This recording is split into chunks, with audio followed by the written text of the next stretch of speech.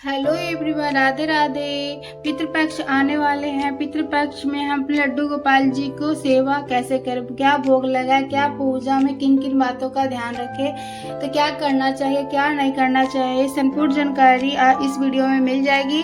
Video आप अंत तक जरूर देखें। पितृपक्ष में पूर्वजों की आत्मा की शांति के लिए और तृप्ति के लिए उत्तम पवित्र माना जाता है। इसमें क्या दान करना चाहिए और सुबह शाम पूजा कैसे करनी चाहिए, संपूर्ण जानकारी मिल जाएगी। पितृपक्ष में कब से शुरू हो रहा है?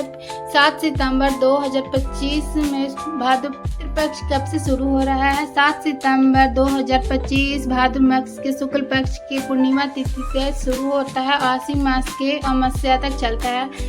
21 सितंबर 2025 समाप्त हो जाएगा। पितृपक्ष में 16 दिनों के लिए होता है। इस दिन सुबह सुबह स्नान आदि करने के बाद साफ वस्त्र पहने, उसके बाद सूर्य भगवान को अर्घ्य देंगे। पितृपक्ष में आपके आसपास पीपल का पेड़ है तो पीपल के पेड़ के जल अर्पित जरूर करें और तुलसी जी के भी जल अर्पित करें। सबसे पहले आप सूर्य भगवान को अर्घ्य दीजिएगा। देखिए, मैंने सुबह सुबह लड्डू गोपाल को जगाकर उन्हें दूध का भोग लगा दिए थे। अब इन्हें हम स्नान कराएंगे।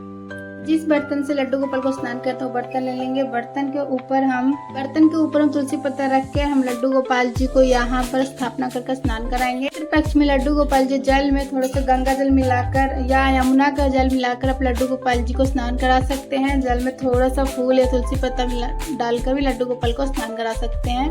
तो देखिए, यहाँ पर बहुत प्रेम पूर्वक यहाँ पर लड्डू गोपाल जी को स्नान कराएंगे। उसके बाद हम अच्छे से पोंछ कर लड्डू गोपाल जी को श्रृंगार कर लेंगे। जल का स्नान का जो जल है ये हम कोई पौधों में डाल देंगे। पक्ष में लड्डू गोपाल जी को सफेद रंग का वस्त्र पहना सकते हैं। सफेद रंग शांति और पवित्र का प्रतीक है। पीले रंग का वस्त्र बना सकते हैं। पीले भी धर्म और पुण्य का नाम है। तो हल्का हरा रंग या हल्का गुलाबी या कोमलता और भक्ति का भाव है। पितृपक्ष जो है ना, साधना और शांति का है। तो पितृपक्ष में लड्डू को काले या घेरा रंग का वस्त्र नहीं पहनानी चाहिए। पितृपक्ष में लड्डू गोपाल जी को आप इत्र सेवा जरूर दें। श्रृंगार करने के बाद दर्पण करेंगे, शीशा दिखाएंगे। उसके बाद हम देखिए अब मंदिर में विराजमान कर लेंगे।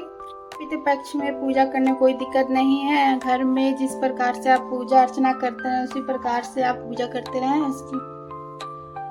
इसी प्रकार से घर में पूजा कर सकते हैं। लड्डू गोपाल जी को सेवा करते हैं तो यहाँ पर मैंने घी का या तिल का दीपक जला लेंगे। लड्डू गोपाल जी को चंदन से तिलक कर लेंगे। उसके बाद हम फूल अर्पित करेंगे। अगर आपके पास फूल है तो आप अर्पित करें, फूल नहीं है तो कोई बात नहीं, बिना फूल का भी पूजा कर सकते हैं। देखिए, लड्डू गोपाल जी को तुलसी अर्पित कर दीजिएगा।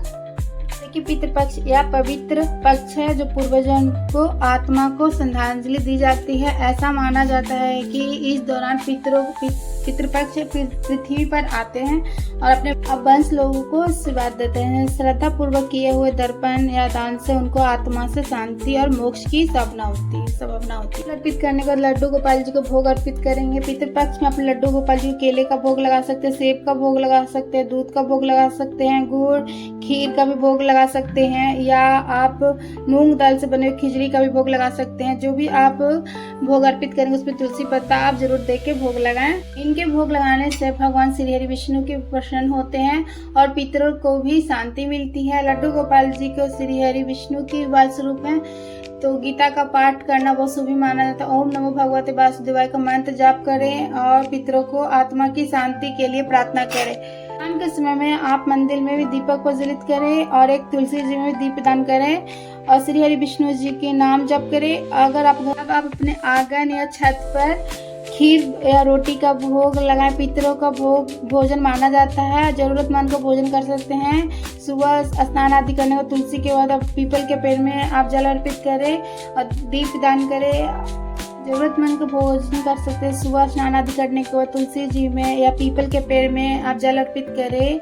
जल में थोड़े सा तिल मिलाकर उससे जल अर्पित करें। जल अर्पित करने के से पूर्वजनों का नाम ले। पितृपक्ष में क्या दान करना चाहिए? तो भोजन, अनार, तिल, गुड़, शक्कर, वस्त्र, छाता, जूते, चप्पल, दक्षिणा, जरूर दान करें। सब्जी दान करना चाहते हैं तो लड्डू, कद्दू, मूली, बैगन सब्जियों को दान कर सकते हैं। पितृपक्ष में आप बर्तन दान कर सकते हैं। ब्राह्मणों और गरीबों को दान कर सकते हैं। पितृपक्ष में हमें क्या नहीं करना चाहिए?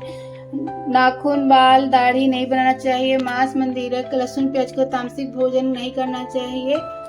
तो जेवर, नए वस्त्र नहीं पहनना चाहिए। घर के बड़े काम, विवाह, मुंडन, गृह प्रवेश नहीं करना चाहिए। और क्रोध और लड़ाई से बचे। पितृ ये सिखाते हैं हमारे जीवन के जड़ हमारे पूर्वजन हैं। उनके आशीर्वाद के बिना सुख और समृद्धि संभव नहीं है। इसी पितृपक्ष में हर पुण्य कर्म उनको अर्पित करें और अपने घर परिवार को आशीर्वाद से भर दे।